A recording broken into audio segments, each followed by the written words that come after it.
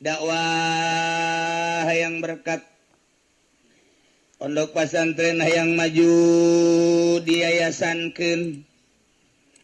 kemudian bergaul urang jang nambahan hirup ngamaju-maju kehirupan diondang babarengan jeung bupati lulumayanan etalah akibat teu norekat ai kitu ulah eta teh diondang ka bupati saha nu ngaula-ulah jakudu diondang ku pamarentah baik-baik lamun urang kuari diondang ku DPR datangan sapira di dituna maca Fatihah tahlil ngaranna maca kulhu maca palak binas ayat kursi tahlil datang ka ditu ngan sanggeus datang ka ditu ulah barang dahar di imah DPR mah eta bae sakitu maksudna gedek tahlil ulah barang dahar sebab kokocoranana nyana menang ti pemerintah sedangkan pemerintah digaji nyana digaji ku pemerintah menang ti pajak khroj ngaranna pajak haram hukumna geus ente datang jasa dua jelema malah tetangga dulur malah tahlil ngan sakali ditawaran nginum ulah geus lamun urang di ondang ku DPR ku pemerintah datang ka ditu cai mawa beki kopi mawa beki ngarokok mawa kos itu biasa bae ke situ ulah haju mak lulumayanan cara si eta ulah datang dakwah tahlil datang ka ditu urang laka maotan ieu dititah maca yasin baca kurang ibadah di imah maca di ditu maca beda tempat doang ibadah aja pangeran nama akur Allah kene yasina eta kene hayu nah ngan ketika orang dibere amplop balik tek bae nah iyalah ulah ditarima mun leutik tuh sia masuk aju kitu bae akur teman cenah kiai kitu mah sia mah ngakurana nu kitu bae kan ulah aduh cenah ieu mah lamun teu ditarima fitnah nah bapak tarima datang ka ieu mah pisahkeun sahkeun tempatna di jalan pemajikan ieu mah ulah dicokot ulah dipakadah kurat menang di pemerintah antepkeun bae emang anakan moal anakan mah antepkeun bae coba hayang nyaho menang sabulan pemajikanna ka dibeurekeun emas bae nya Kak atuh keteuna naon ja emas teh di dahar ieu tuh sia mah ngamimitian hese bae hirup teh di dieu urang muasyarah mah pek bae aja urang mah atuh manusia makhluk sosial hubungan antara urang jeung manusia boro-boro antara urang pepada manusia jeung hewan ge aja urang aya hubungan tuh masalah pek bae diondang ku camat diondang ku bupati diondang ku gubernur ngan awas Allah ningalikeun neuleuna Allah ka qalbu wal qalbu mahallun nazri hate tempat neuleu Allah neuleu ya Allah ya Rabbi Gusti abdi diondang kuari ka pendopo nyangakeun sadaya-daya abdi nu Gusti meureun manan abdi diondang ge nyana aya kabutuh hayang dipangmacakeun Yasin supaya nagara ieu bareres ulah aya kukumaha abdi bade peduli Gusti bupati ge hamba Gusti PNS sadayana ge hamba Gusti nyangakeun sadaya-daya abdi bade macakeun Yasin Gusti di pendopo baca ketika urang dirinya disuguhan ulah ngadahar buat ente mangga kayak mante teh ieu nuju marules bae beuteung ieu oh emang muhun buku kadi kita si ieu heula ya dikerokan heula ku pemajikan lu tepati akur osok ngopi ente mun aya bungkus bae 2 kilo mah tah mah Habib Rozako tah mah tuh ulah kuat duh Gusti hampura sandes abdi tara ngopi Gusti Maha Uninga abdi mun rada puyeng-puyeng osok ngopi beuki abdi ka ngopi jahalal jeung sarada ngabantuan nisbat disim abdi mah ta kopi teh mun tas ngopi teh rok sarada calalaenghar ngan kulantaran kokocoranna teh jelas Gusti pan al halal bayyinun wal haram bayyinun wa ma bainahum umurun mustabihat ku ayana sakitu abdi can jelas ieu teh kokocoranana ku ayana sakitu abdi bade nahan moal kudu barang dahar di dieu nyangakeun sadaya-daya ka Gusti Abi maka dia teh sakadar kepedulian abdi terhadap bangsa jeung negara. Allah maha uning luhur teh jelema. Luhur kajen kumaha. Je asana dipacok Garuda tuh budak. Urusan keur ngaji urang nyaritakeun haram sobat ieu bupati kos kitunya dan gubernur negara kos itu keur ngaji ketika praktek teh kudu ngomong-ngomong. Urang praktek tadi diundang ku bupati mangga ulah ngomong urang keur praktek Allah neuleukeun hate urang. Diundang orang ku DPR atuh sarua manusia jadi lain babi lain anjing. Datang atuh ka tetangga urang eueuh masalah praktekkeun ulah ngomong sia mah loba haram ulah ngomong eta mah waktu praktek. Abdi datang rek tahlil kepedulian abdi sebagai tetangga sebagai pekawau abdi sebagai sahibul wilayah tapi abdi ngajaga soal paharaman Allah maha uninga urusan muamalahna urang jeung Allah nu maha uninga kitu praktek tasawuf bah lain haju haram sapeker praktek ieu mah sapeker haram ai duit pamarentah dilebok sapeker haram ai HP boga 5 malah boga showroom segala lain tasawuf mah ka Allah bagian batin tasawuf toriko karan ye atuh mantak sakikituna bae teu ngopenan batin urang diondang ayeuna ku hiji jelema renungkeun ku urang naon ieu usahana ternyata nyana usahana ieu di bank ai bank teh tempat riba datang urang jan udah dibacana yasin datang jadek zikir komo kata tanggaan jeung kaduluran eueuh masalah ketika urang ditawaran dahar jeung nginum ulah rada keur megah ye alhamdulillah bae sok Haji Pendi terus udah ada teh lah kula malah tanya emang kunaon ge henteu ieu rada ieu wah tuh Haji Pendi mah teu boga hitungan naon blak-blak aduh nya mah teu boga perhitungan naon biasa bae malah ngaberkat di urang menyaritakeun bersih henteu khusyuk salat ya tuh aing biasa ieu teh khusyuk macamnya teh nya utang itu geus kitu cenah mah ya teu biasa bae atuh emang setengah jelema ieu nya mah tuh tuh teu kahartieun ku cenah mah nah eta lah paling ge kiai mah geus dahar tadi emang ceureuh geus nyana bae tungtur rumah kurang tidak dua kali nu haji bagian kula dahar waktu 2 kali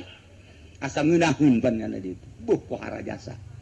tuh eta kikituanana nu hese ge urusan urang jeung Allah ulah loba mun keur ngaji meta waktu praktek teh ulah tah praktek ketersinggungan keur praktek cilaka ya itu biasa bae ngobrol atuh biasa bae ngarokok urang mawa urang ieu aya rokok dibere henteu ieu tama jangan Haji Pendi bae tuh dibawa ku nya atuh jangan bae nu gemuh mah tuh boara urang nah eta muamalah urang datang ka mana kan keur ditingalikeun ku Allah begitu datang ka ieu mah bener sia horengan dendek bacakeun ayat-ayat aing bener haju sia ngajaga lantaran can jelas Allah naikeun derajat ronjat datang ka puncak diragakeun ku Allah borosot hese ulah fanatik biasa siga nu nya bari henteu tasawuf mah lain kitu satungtung urang muasyarah bongan urang muasyarah ketika henteu cara abuya cidahu henteu beneran henteu bae cara aang nu henteu bae aang baden henteu bae lamun kuat kos kitu atuh kuatkeun henteu bae tatangga maot tanaon henteu pan abuya kula datang ka dinya harita asar jeung putrana Haji Aceng nu kuari di Kadulawang orang datang ka dinya aya nu maot hayang jasa tatangga diri nyolateun tanu pertama nu kadua mah rantere kaduluran baru nyolateun nu pertama henteu nu aya di ditu bae terus bae di nungguan di dinya tah tatangga henteu bae henteu bae endahan aju kula dipanggil diuk duh di tukang teh dia nanya endahan kos kitu henteu bae geus deuk tetangga deuk saha keur ka Allah ieu mah salah sabodo deuk nyalahkeun teh naon sebab aing mah keur ka Allah tuh ang badan henteu bae geus henteu ang nu henteu bae ai urang mah lamun henteu lantaran muasyarah ai daek sing bisa hate sing ada jaga Oh, tinggal sarua bae anda. Adapun nu muasyarah bisa sarua, nu henteu bisa sarua. Ieu mah ongkoh henteu tapi cegekan. Ulah, teu loba omong buya sugan ngomong naon henteu. Ang badan sugan loba omong loba henteu biasa bae. Sebab tamu urusan pribadi. Hubungan jeung Allah ke besi timbul ujub, besi timbul takabur, hanas ku hanas. Siga nu heueuh horeng aya ujuban, jang naon hartina ieu mah sorangan deuk ka Allah. Ku cara cicing geus biasa gitu lamun teu bisa lamun urang bisa muasyarah jaga hate ayo bae waktu bareng-bareng ngobrol jeung lurah-lurah ngobrol biasa bae jeung cau jangan ge jelema sarua ngan aya calingan dong seutik caling batin maksudna atuh biasa bae sing ada urang kagorowor tinggal kitu bae dijaga sok bae ta eta ngaranna endeu ka Allah ieulah thariqah bajuna ngaranna tasawuf berangkat beat heula urang mah kulantaran encan beat atuh teu aya maksud jeung tujuan kan urang mah maksud jeung tujuan urang deuk ka Allah sarua ngan bersyariat eueuh anu ngabeat ketika urang beat sasalaman deuk ka mana sia deuk ka Allah catet asupkeun pelakeun di jero hate bahwa sia deuk ka Allah ti Allah ku Allah ka Allah pelakeun di jero hate ketika dek ngalengkah dek ka Allah dek silaturahmi dek ka Allah dek salat dek ka Allah dek dagang dek ka Allah dek haji dek ka Allah lamun dek ka Allah urusan ruhanina sebab ruhani mah teu perlu dahar teu perlu nginum nu perlu dahar mah awak ruhani mah teu perlu jima ruhani mah teu pernah hees nu hees mah mata ieu ruhani teu pernah hees nu mantak ketika urang hees ruhani teu betaheun ngalayang keluar ngimpilah urang mun kapanggih jeung naon-naon ketika datang ka waktuna asup deui teu hees ruhani mah ti mimiti diciptakeun ku Gusti Allah ruh diasupkeun ka awak urang teu hees nu mantak aya impian mah awak urang anu hees mata zahir nah deuk ka Allah kan sumuhun saha nu dituturkeun atuh deuk ka Allah saha nu geus wau ka Allah saha nu geus wau ka Allah Kangjeng Kangjeng Nabi mah teu kazamanan saha sahabat ge sarua tabiin teu kazamanan saha atbat tabiin teu kazamanan saha tuh guru urang nu ngabeat urang sok tuturkeun eta urang nuturkeun guru urang sarua jeung nuturkeun guruna guru urang sarua jeung nuturkeun guruna guru urang saurang nuturkeun guruna guru urang sarua guruna guru tuh kan di kul mantak di Quran ge kul in kuntum tuhibbunallah fattabi'uni yuhibbukumullah ente deuk ka Allah cek Kangjeng Nabi tuturkeun kula atuh Kangjeng Nabi nang geus eueuh sarua bae ente deuk ka Allah cek guru tuturkeun Kangjeng Nabi guruna geus eueuh deui ente deuk ka Allah tuturkeun guruna anu ngaguru ka Kangjeng Nabi atuh terus bae pa guru nah nu mantak dibombardir ku Wahabi tidak ada silsilah-silsilahan dibombardir ku Muhammadiyah tidak ada silsilah-silsilahan deuk ka Allah mah cukup baca Quran atuh pek-pek teh ngan datang ka mana coba nyana kekuatan beatna mal bisa urang kan nuturkeun guru tah mulai nah timimiti dunia kudu ditinggalkeun cak guru kemudian makhluk kudu ditinggalkeun nu mantak guru tarekat sok macem-macem tinggalkeun dunia ku sia nya guys makhluk tinggalkeun nya sia boga pamajikan boga neula aing sigi bagus da pamajikan sia tinggalkeun tah pamajikan sia ayo jangan aing guru tarekat oplok goblok teh guru tarekat hibahkeun ka aing kan guru sia aing resep ke pamajikan sia bahenon aduh ya guru tarekat mikung ieu mah kos ge tuh aya guru tarekat boga pamajikan 12 bogus halal jak nyelet ya guru tarekat mah geus usul ilallah usul ilal itil teh mah atuh ilallah datang ka 12 mah beblon ta guru tarekat teu kumaha nuturkeun ana tuh ye titah ul ngelingitkeun nafsu pugunya anak ambaleh jeung nafsu mulai urang di ka Allah kendek dituntun ku guru urang lantaran guru urang mah geus wauh kalawang Gusti Allah pernah asup nungtun murid-murid dan nuker dicekelan ku setan ku iblis ge ditoelan ku guru nayu ka dieu hayu ka dieu sakedeung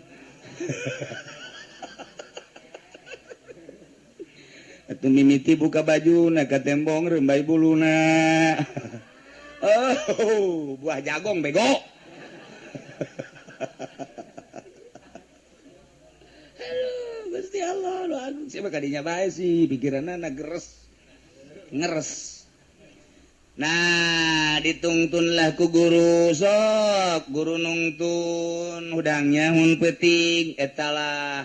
lantaran urang can bisa asal hudang behelanan mandi wudu salat 2 rakaat kitu baheula sok berangkat engke dibere maca sholawat heula lantaran Kangjeng Nabi teh nu boga kuncina urang teh titah nuturkeun kangjeng teh uswatun hasanah lobakeun maca sholawat abeh gemburiah bagus sok geus loba maca sholawatna terus ditungtun ku guru ulah kieu eta teh naon ngalepaskeun nafsu ngan ai ku ceramah mah ku pidato urang unggut-unggutan praktekeun tentu lalaunan sakaligus kuru ujana henteu langsung tita puasa henteu sebab naon akhir zaman ai baheula mah lantaran mundal kayakinanana ciceing sia ulah dahar ieu baheula mah kitu tah bere pagawean ieu ai ku ari mah lalaunan bae kieu baheula wiridna ieu sakaligus ambalaya moal bisa sok laun heula lantaran nyana perdah ditungtun ku guru bisa nungtun batur ketika urangan maca kitab doang nek nungtun kumaha aja urang kita pernah praktek meraktekeunana nu hese ieu teh deuk ngaleungiteun nafsu nu sabenerna mah ngan digulugat galigutkeun kieu lah kadieu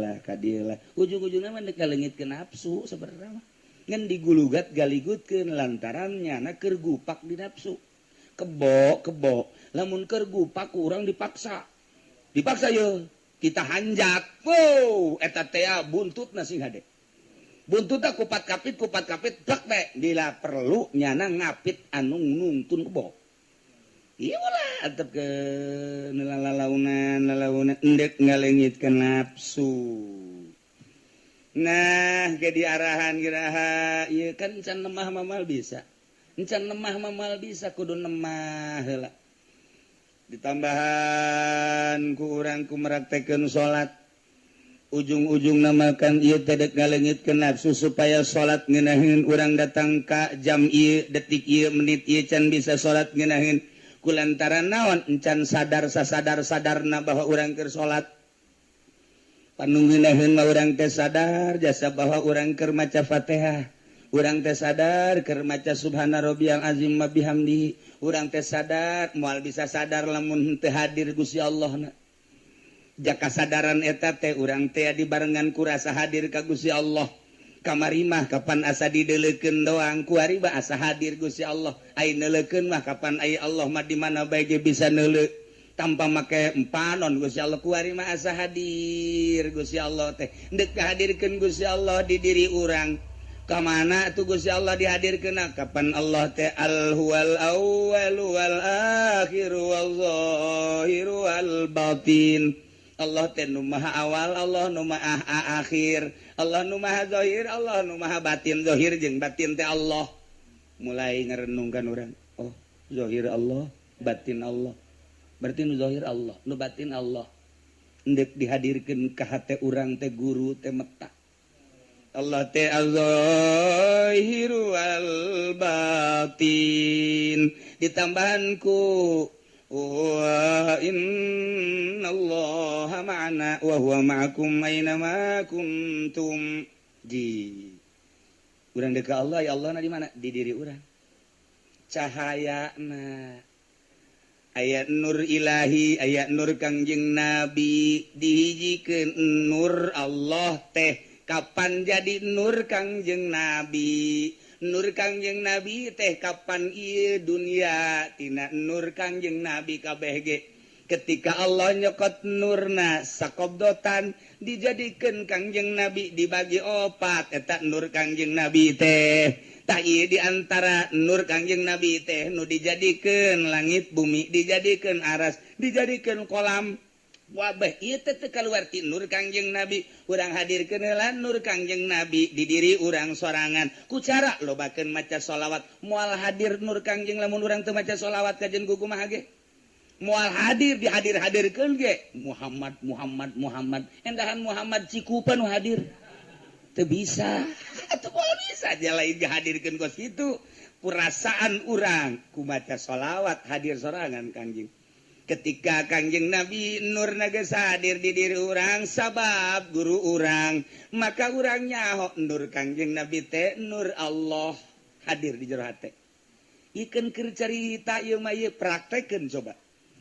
Nah, eta meraktekeun teh kudu aya guru. Ieu keur carita pan ieu mah. Sok dihadir-hadirkeun ge kurang. Ojah heueuh paling jaheuh doang. Barang datang maka imah ojah henteu. Ayo. Mulai iya. Asa aya ta nur di awak urang cahayana. Iya. Isin, timbul isin bakal. Nah, mulai kahalangan kan eta ku nafsu piceunan.